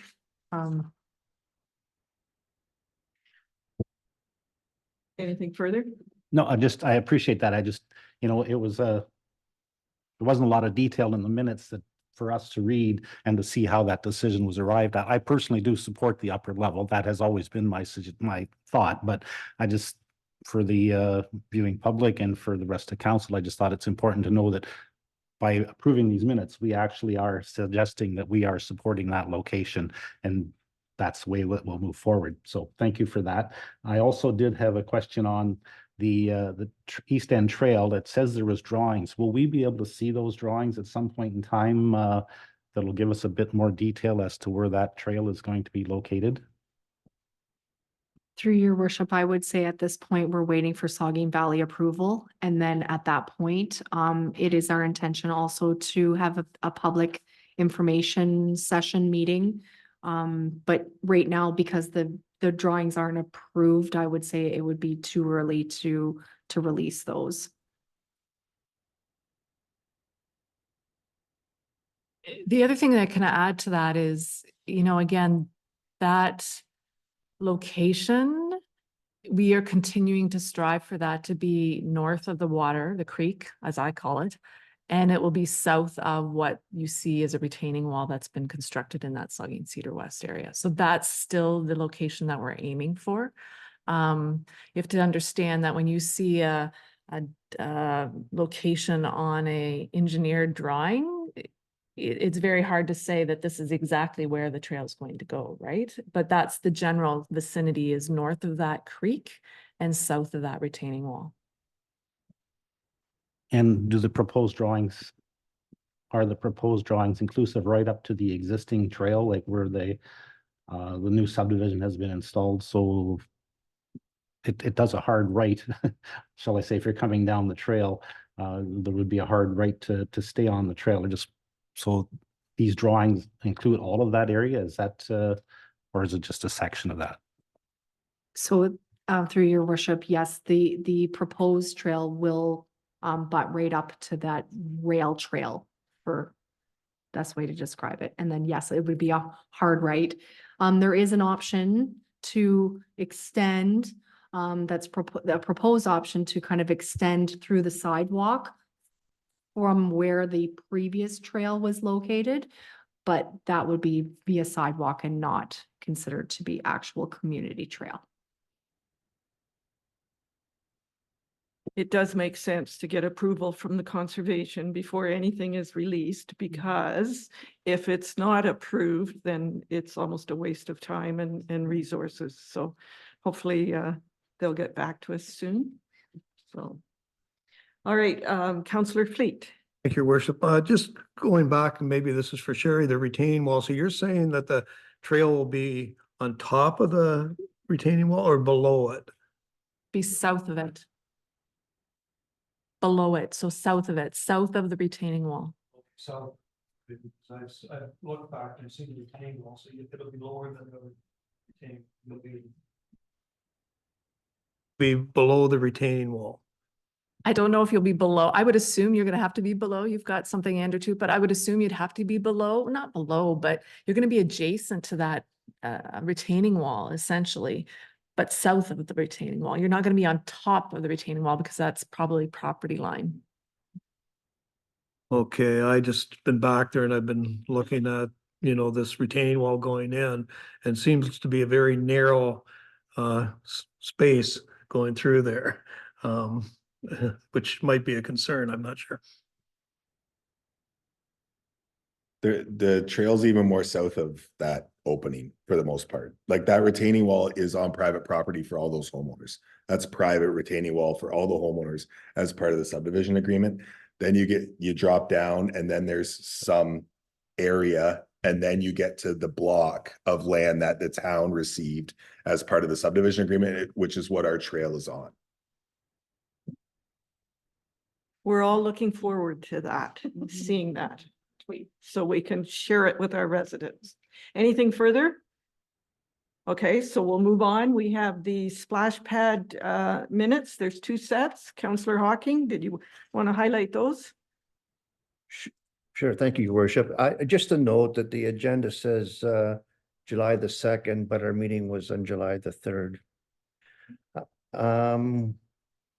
The July 3rd are really sort of past history. We spent some time on planning our quiet phase, and I guess at this time, I would like to thank all of the donors and the participants and the members of our community that have stepped up to our fundraising campaign. I'm not privy at this point to indicate the final results, but let me just say, I'm very, very pleased to. So the second set of minutes are August the 7th. And with reference to the splash pad location, we had a Combine engineering update, and that update helped us in making our decision with the splash pad location. And Councillor Cable already mentioned that. Our fundraising, again, it seems to be a permanent agenda item on our meetings, going well, as I said. And I think that's pretty well it. We did have a group of volunteers out at the Chamber of Commerce golf tournament, and just to build up a profile, and it was well received. So I'm open to any questions, and I believe we're coming to council on October the 7th. And Laura's going to give a full report to you, and so stay tuned. Come with questions, but I'm very confident you'll be very pleased with Laura's report. So Having said that, I'm open to any questions. Thank you. Are there any questions or comments? Councillor Sacco. And thank you, Councillor Hawking, for your report. Just a curiosity question. What exactly is a spray pad practitioner's course that's been deferred a couple of times now? I attended a training course, a 2-day training course at the end of June, I think it was. And I have some learnings that I was looking to share with the committee that's related to design and, best practices. And we've just been putting that off. I have a PowerPoint presentation. I'm sure it's going to be at an upcoming meeting. It's just for time, it's been deferred. Yeah. Okay, 11.2 is the Emergency Management Program Committee minutes, and Sherry is going to highlight those. Thank you, Your Worship. So the key points of this meeting held on August 27th was committee review and input for the upcoming training, which is occurring this Wednesday, and then the mock exercise, which is occurring on October 2nd. So those are annual training and mock exercises that the emergency program group needs to go through. We also are looking at having specific documentation notebooks that we've used from an example and have developed a specific one for us, and we reviewed and have made suggested revisions as well to that. And we also provided some input to our emergency management coordinator, which is Chief Deniger, in regards to the Community Emergency Preparedness Grant, and provided input with support for including in the application a second drone unit and training and licensing accordingly. So those are the highlights of the August 27th minutes. If there's any questions, I'd be happy to answer them. Okay, I don't see any. We'll move on to 11.3, the Hanover-Walkerton Waste Management Committee minutes. Deputy Mayor Dickert. Thank you, Your Worship. That was a rather short meeting, and it was simply, excuse me, to approve the town of Hanover entering into a depot operations agreement with Circular Materials for the transition period of January 1st, 2025 to December 31st, 2025. This is in alignment with the transition to full producer responsibility for recyclables. And this should give a seamless transition to our residents that typically drop recyclables off at the landfill site. It does not apply to our curbside pickup. This is just specific to the landfill site. And in the notes, you'll also see we had a meeting planned for September 10th, but that one was canceled. Very good. I don't see any hands. So that was the last set of minutes for that motion. And interesting, this is what I state each time. This motion is to receive the information and approve the recommendations contained in the minutes that we just highlighted. So everything that's in those minutes, we are approving. So, and that was moved by Councillor Sacco and seconded by Councillor Cable. All in favor? That is carried. Okay, item 12 is bylaws. We have 3 bylaws, and I'll ask the clerk for the intent of the bylaws, and that's it. The rest is mine. Thank you, Mayor Patterson. Bylaw 3314-24 is a bylaw to confirm the proceedings of the Council of the Corporation of the Town of Hanover at its regular meeting held on August 12, 2024. Bylaw 3315-24 is a bylaw to amend zoning bylaw 2912-15 as amended, being the comprehensive zoning bylaw of the Town of Hanover. And bylaw 3316-24 is a bylaw to remove certain lands from part lot control in the Town of Hanover. Thank you. I need a mover and seconder for those. Deputy Mayor Dickert and Councillor Hawking. So it's been moved and seconded that bylaw numbers 3314-24 through to 3316-24 be introduced and that they be taken as read a first, second, and third time, finally passed, signed by the mayor and the clerk, sealed with the seal of the corporation, and inserted in the bylaw book. Are there any further comments or discussion with those bylaws? Seeing none, all in favor? That is carried. Item 13, we do not have any correspondence, so we'll move on. Correspondence requiring action, I should say. And the next item is reports and correspondence for information. The first one, item 14.1, is report PB 2324. This is site plan control agreement for 267 10th Street, and it's from Andrew Wilkin, Director of Building and Planning and our CBO. Andrew? Thank you, Your Worship.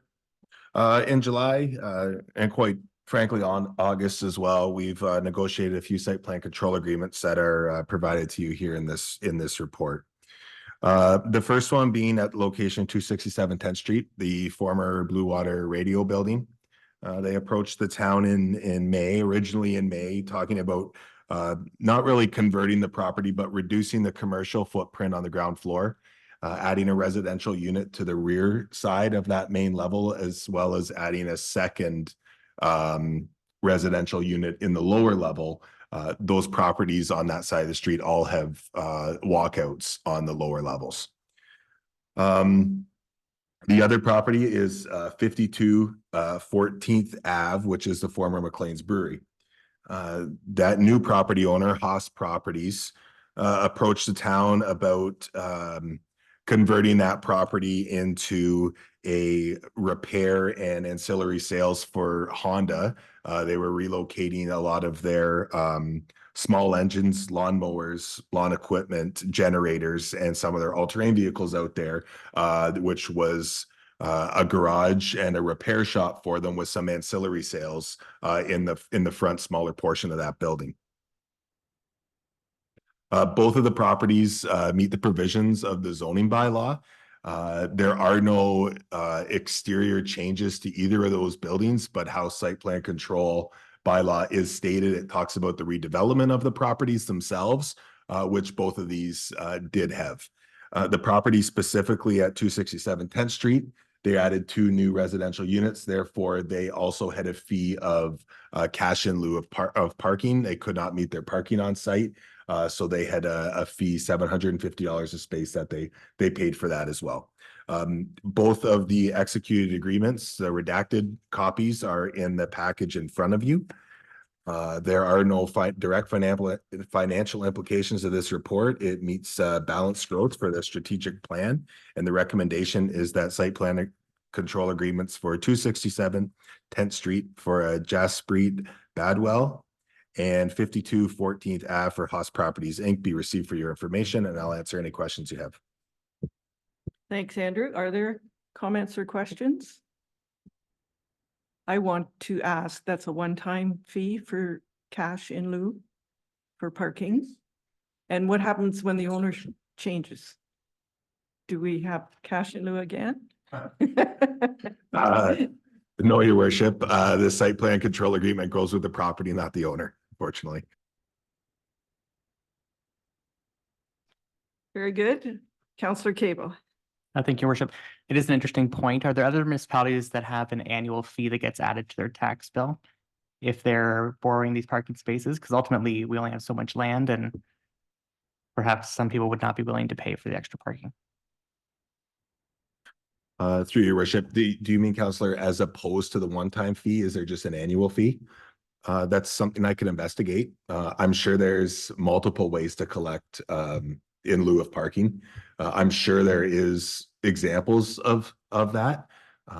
Obviously, have never had the complaint about the one-time fee that goes to reserve for purchasing of more lands. But as you know, lands get more expensive and are harder to find. I would say I can investigate maybe some other options and present some other options if that's of interest of council. Excellent. Thank you. Okay, 14.2 is report ED 1024. It is the HIP Entrepreneur Business Pitch Competition. It's from April Marshall, our Economic Development Manager. April. Thank you, Your Worship. So I'm excited to announce this evening the inaugural HIP Entrepreneur Business Plan Competition, which is part of our Hanover's Innovative People Program. So this is another initiative of ours to keep our retention and attractions campaign growing and active. So this will be part of that entrepreneur stream. So essentially, this competition is created through our Economic Culture, Tourism and Cultural Development Advisory Committee, and they've decided to host it every other year so that we can feed the Hawks Nest competition that SCDC promotes on an every other year basis as well. So that, and which is coming to Hanover next June as well. So hopefully we create this ecosystem and we can keep advancing entrepreneurs by supporting them and investing in them. So this program is designed after the successful Pitch It Minto business plan competition. So I would like to thank the town of Minto, Launch a Business Exploration Center, and the Minto Chamber of Commerce for sharing this program with us. So essentially, we're excited to announce that we have over $11,000 in prizing that will be awarded to one entrepreneur and 2 finalists. The prizing includes startup capital, business coaching, advertising packages, digital media support, complimentary memberships, and services. So what people need to do that are interested in applying is we have noted some important dates in this in this report. So the deadline to submit an application and executive summary is September the 30th, which is a Monday. We will announce the HIP Entrepreneur Business Plan Competition finalists on Wednesday, October 2nd. We'll follow that up with a mandatory training session on October 9th. So that's where we're working with the Gray Business Enterprise Center to work directly with our finalists to help them with their business plan and also their pitch. Then at the end of October, the written business plan is to be submitted by all finalists. On November 1st, we'll have a presentation. It won't be open to the public, but it'll be for the finalists to present to the judges. And then we'll follow that up with an awards and sponsor social event on November the 14th and come back to council on Monday, November 18th to announce our winner and celebrate. So we're looking at this as an opportunity to attract business to our community. This could be a business that has opened in 2024 can apply, but also anyone that wants to start a new business, purchase a business, or grow their business into Hanover. Those are all the criteria that it takes to apply for this. And the business does have to be set up within 6 months after the competition for them to receive the prizes.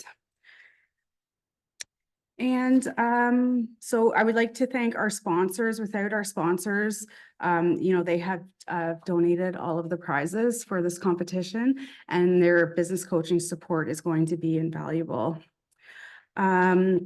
As far as financial implications go, there are no direct financial implications to this report. We are going to commit some chamber bucks as a prize as well, and there is marketing to support this program that is included in the approved economic development budget. And as I mentioned, all sponsors have contributed the prizes to be allocated to the winner and finalists. So the link to the strategic plan is strong and vibrant economy. And the recommendation is that report ED 1024 HIP Entrepreneur Business Pitch Competition be received for information.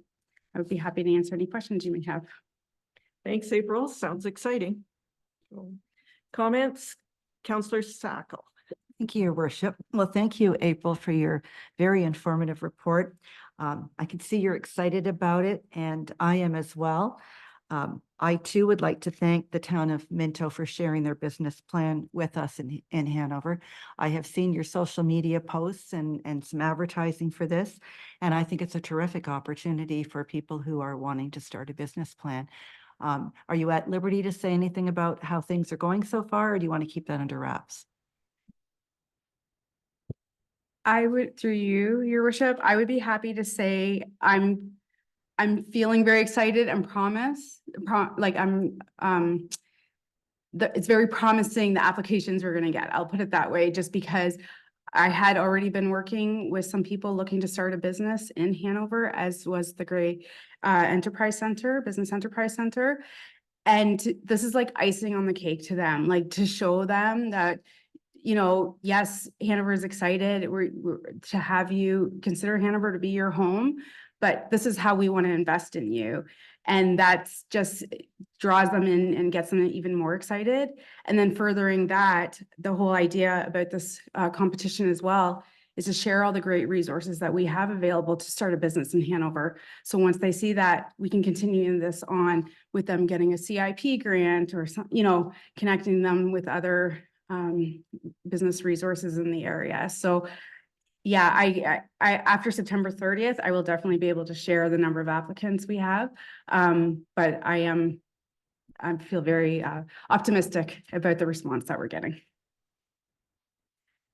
Other comments? We look forward to it. So, all right, next report is also yours, the Culture Days and Driftscape launch. So please go ahead. Thank you, Worship. So Culture Days is fast approaching. It's begins on Friday. It's running from September 20th to October the 13th. So as we all know, we participated in Culture Days for a number of years here in Hanover. And it is a national celebration of arts and culture that happens at the end of each September. So millions of people are attending thousands of free participatory events about arts and culture across the country, both in person and online. So this year, it's worked out really well for us that we're able to launch the Driftscape app as well in coordination with Culture Days. So Driftscape, again, is that user-friendly mobile app. So it provides tourists and locals with an interactive way to explore communities. It's an ad-free platform, and it currently offers over 7,000 points of interest, events, and tours across North America. So as part of our Cultural Days lineup, I just would like to highlight some of the events happening over the next few weeks. So on September 20th, which is Friday, it will be our official launch date of Driftscape Tourism and Culture Map. We have done a soft launch, so it is available right now, but we'll officially launch it on Friday. On Saturday, September the 21st, we are happy to partner with the Fall Market in the Square, which will be happening from 10 a.m. to 2 p.m. in Heritage Square. I understand that they have over 40 vendors of crafts and unique items that will be there that day. We also are going to continue on with our cultural showcase that will be happening here in the Civic Center through the community hall and the theater. So this is an opportunity for our heritage and cultural groups to work together and provide a showcase as part of Culture Days. So we have the Saugeen Artists Guild that are setting up a show and sale.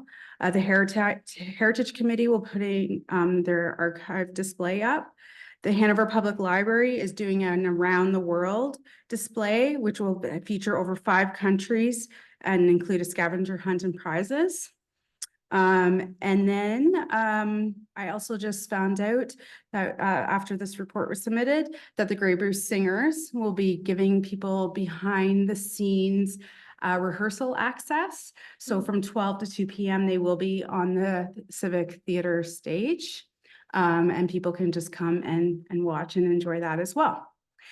So we will also want to incent people to come to our cultural showcase. So we were happy to work with the library again and to provide an opportunity for people to win tickets to the September 28th show, the Sound of Hanover reading concert. So that's with Larry Mercy, Jamie Warren, John Gardner, and Richard Nechtel, which will be happening the following Saturday. But as mentioned, we have 10 pairs of tickets to give away. So when you come to the cultural showcase, you can enter the draw to win those tickets. After that's our primary day for Culture Days, but continuing on through the rest of the time.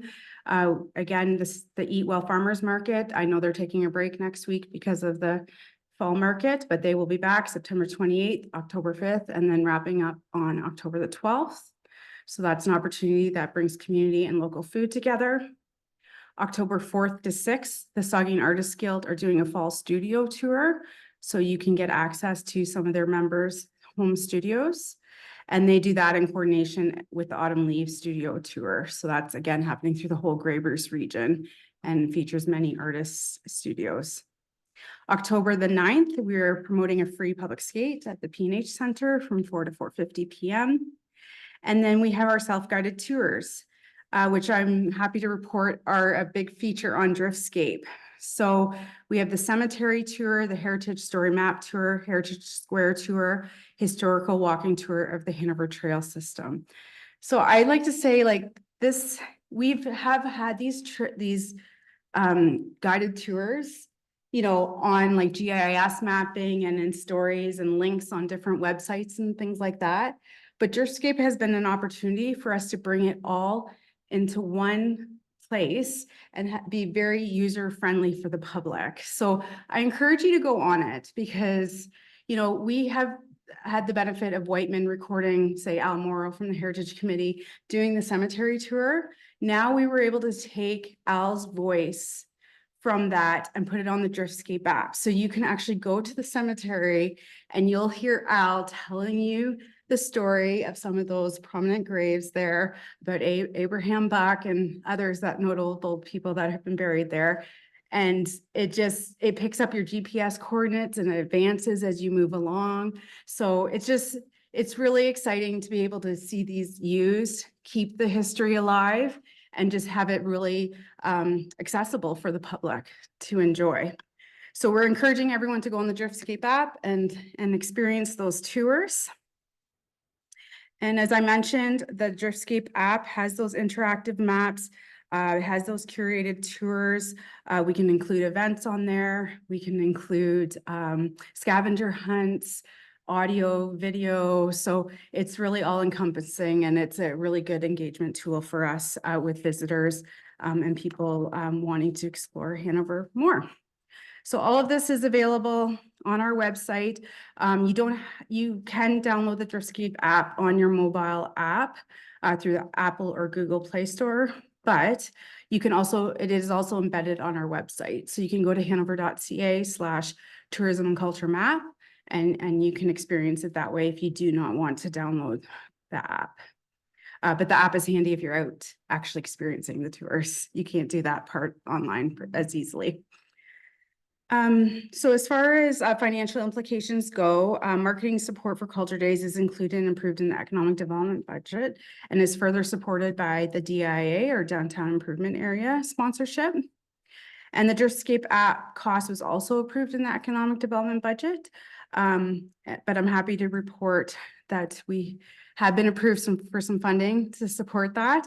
But I will have more details around that as we're allowed to announce that and do all that fun stuff. So the link to the strategic plan is a healthy and welcoming community and strong and vibrant economy. And the recommendation is that report ED 1124 Culture Days and Driftscape launch be received for information. I'd be happy to answer any questions you may have. Very good. Deputy Mayor Dickert. Thank you, Your Worship, and thank you for the report, April. And I did download the Driftscape app, and it is pretty user friendly, and there's a lot of information on there. So I'm very happy to see that, and hopefully we get lots of people using it because there was lots there for me to learn about the town. So, Councillor Hawking. Thank you, Your Worship. Thank you to April and her committee for bringing again cultural alive in our community. It's so nice to see all these great exhibitions taking place. And I just want to thank you from a person who truly believes in the value of culture in our community. So thank you. My question, who inputs? Is it a group effort that goes into Driftscape or is it you? It's me.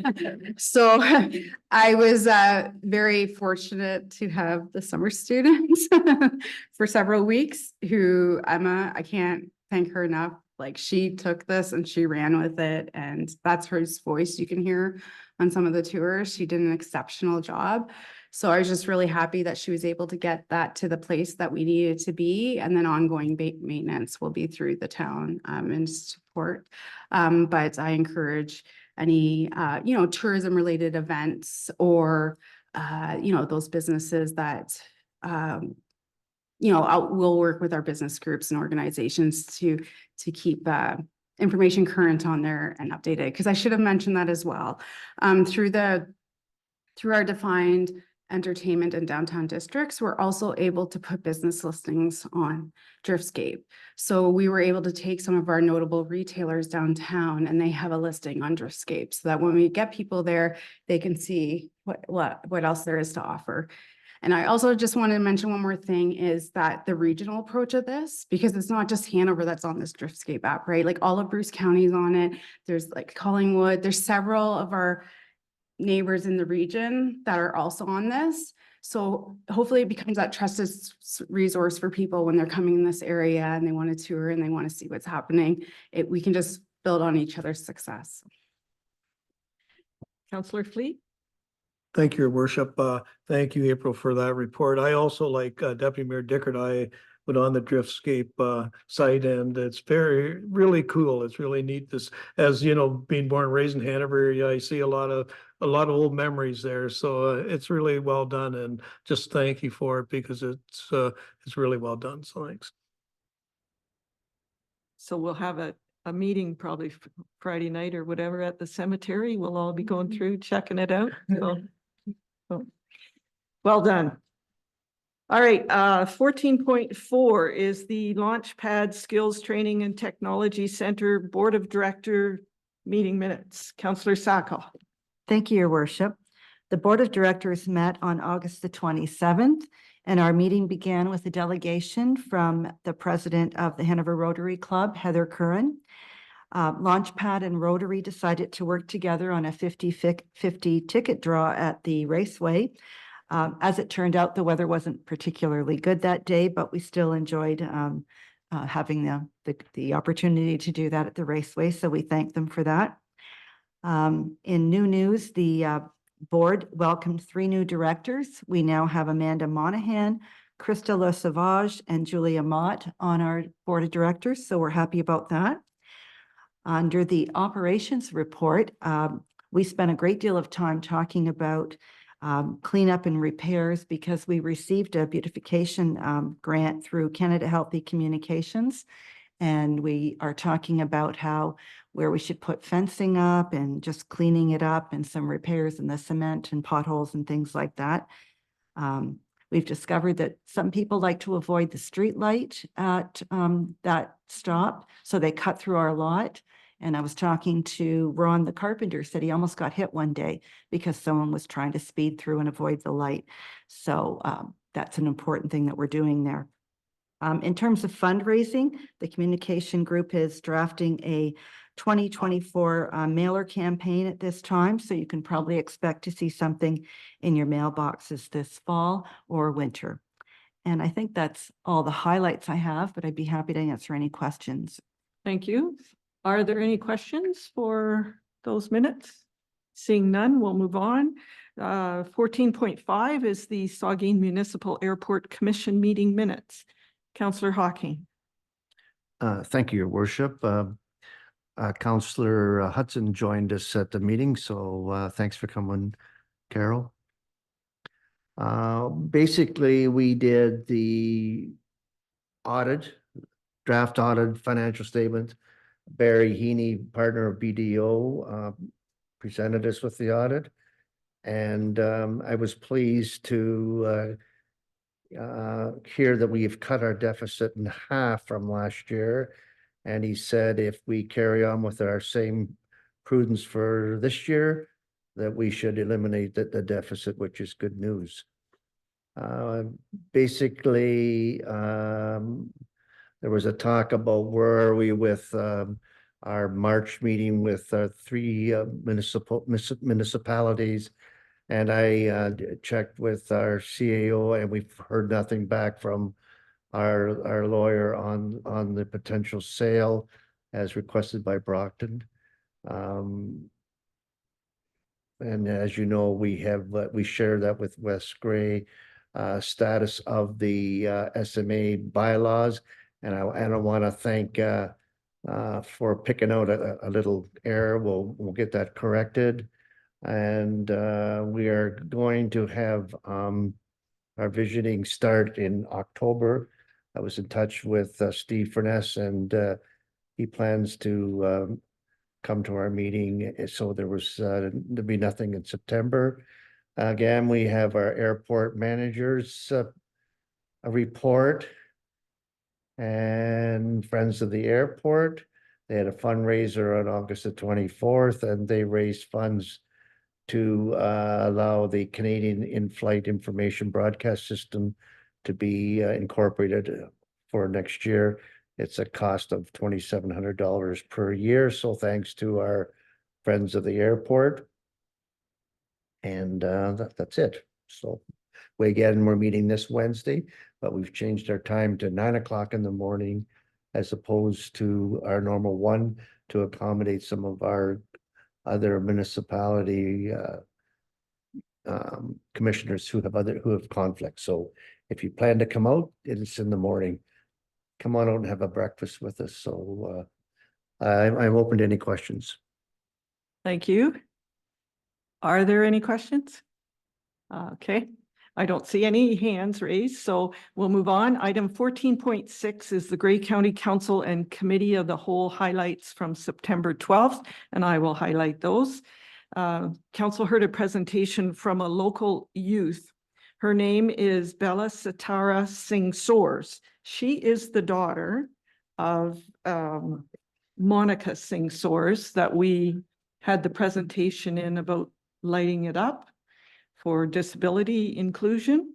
A very well-spoken individual. If you have a chance to watch that on YouTube or on the Grey County website, please go ahead. This young girl talked about her experience as a page at Queen's Park. She is 14 years old. She's in grade 9 on the honor roll, on student council. I think she was president of the student council. She said 150 students are selected each year to be a page. And she said it was quite an learning experience. She learned firsthand about Ontario's parliament and of course the legislative process. She said all day long they deliver messages and documents continuously. And she said during the term she was there were 21 pages, 124 MPPs, and 7 kilometers, up to 10 kilometers are walked each day, delivering all that information. So very good speaker. You know, you can see how her career is going to take off. She has aspirations to be a lawyer. So we'll see if that comes about. We also had a delegation from the Well Community Collective. This organization collaborates, co-designs, and partners with youth and communities to create equitable, accessible, and low-barrier youth wellness services in Grey, Bruce, and Huron, and Perth counties. They are looking to raise $6 million for capital projects and programming to open 4 hubs. Grey County Council is going to provide a letter of support. Grey County is also purchasing coaching and facilitation resources from ICLEI, which is the International Council for Local Environmental Initiatives. And this is going to support the development of a Grey County climate adaptation plan, which will eventually benefit the lower tiers, the 9 municipalities. So we can look forward to that. Grey County is buying 8 additional mechanical CPR devices, and these units have proven to be as effective as manual CPR and can be used by paramedics on calls when prolonged CPR is warranted. The total cost is $168,000, and each unit has a life expectancy of 8 to 10 years. And council awarded the design and construction tender for the Durham paramedic base to Dom Construction with a bid of $2.4 million. And the current base in Durham is at its end of life and needs to be replaced and expanded to meet the current projected service demands. Council received an initial report on Official Plan Amendment 23, which proposes changes to the county's rural designation, permitted uses, and development policies. Consultation will be had with all local municipalities, and a complete process is planned for the coming months to collect comments and feedback. It was a good meeting, lots of information. So And I don't see any hands raised. Item 14.7 is a release from the Saugeen Conservation announcing that Eric Downing has been appointed as the General Manager and Secretary Treasurer. So that's good news for the conservation. Item 15 is counselor and staff updates, are good news and celebrations. And we're going to start with Counselor Hocking, if you have any. Thank you. Does anyone else have anything they'd like to share or give a shout out to? Counselor Hudson. Thank you, Your Worship. I just wanted to mention that with the fall market happening on Saturday, the Hanover Curling Club is putting in a food booth to provide food for the vendors and anyone walking through. So if anyone wants to pick up lunch or take home some things for dinner, they would be more than happy to help you out with that. And the menu is pulled pork on a bun, chili, coleslaw, and there will be drinks, coffee, cookies, and muffins provided. So some support for fundraising for the Curling Club will be appreciated. Thank you. Very good. Counselor Fleet. Thank you, Your Worship. I'd just like to say thank you to the Hanover Raceway, Hanover Egg Society. The racing season ended this past Saturday. They had a very successful season, a great fair. You know, it's really a part of our entertainment district. And I just want to say thank you to everyone at Hanover Raceway, and also a local trainer, Mark Etzel, was born and raised in Hanover. His horse actually won the Balance Image Trot in Hanover. So congratulations to Mark and his connections. And Barron's hockey starts Friday night, home opener. So let's see a big crowd there, just like the playoffs. And Linda Fiddler approached me, volunteers for the market Saturday morning, 8 a.m. Anybody that would like to volunteer, they'd appreciate it. So that's all I have to report. Thank you. Good. Counselor Sacco. Thank you, Your Worship. Congratulations to Cedar Down Farms. This is the farm I was referencing earlier today. The Newstead Area Farm Share program distributes fresh veggies to a number of Hanover families who are on their customer list. They rent the event space at Launchpad for all the pickups that people are doing each week. And this past weekend, they hosted a meal and a fundraiser for Palestinian families. And again, Mother Nature cooperated with some beautiful weather for the farm tour and the meal that was provided. And lastly, I'd like to remind residents that our local Hanover and area Christmas Child team will be launching their annual shoebox event on September the 27th at the Missionary Church. And please consider helping the team with contributions if you can. Thank you. Okay. All right, staff. April. Thank you, Your Worship. I would also like to let everyone know that it is Welcoming Week. So Welcoming Week is a global initiative that encourages individuals and communities to spread the message of inclusion and collective prosperity. So working with the Grey Bruce Local Immigration Partnership, we are highlighting some of our Welcoming Week activities. So I'd just like to note that any new residents can pick up your Grey Bruce settlement and the Hanover Welcome Package to learn about and other settlement resources at the Hanover Public Library, or they can also visit hanover.ca/new resident to access those welcoming packages. Also happening at the Hanover Public Library, they're working with YMCA Owen Sound Grey Bruce Settlement and Language Services on the and around the world QR contest and display. So you go there, you scan the QR code, they have a bit of a contest and you can win some prizes. So go to the library for that. And we would like to invite longtime residents and new residents to enjoy free public skating at the P&H Center on Wednesday, September the 18th from 4 to 4:50 p.m. as it's an opportunity for people to get connected through sport. So those are your Welcoming Week activities happening. Thank you. Maybe Counselor Fleet can help us. in Well, I'll skating. go for a spin at the skate, as long as as long as Mayor Patterson will join me. Maybe she can get her skates out, I'm not sure. I don't own skates, so I'm not in that one, so. Andrew, did you have something you want to share? Yes, thank you. Not to be negative, but winter is coming. which means construction projects will always have a push right now to try to get buildings closed in and pour foundations before it gets too cold. Our high profile project on the corner is no different. They will be doing a push to try to get the windows in and some of the veneer on as much as possible to get that closed in before the snow flies. They will be working on weekends periodically, Saturdays definitely, maybe sometimes Sundays. They will stay within the parameters of the noise bylaw.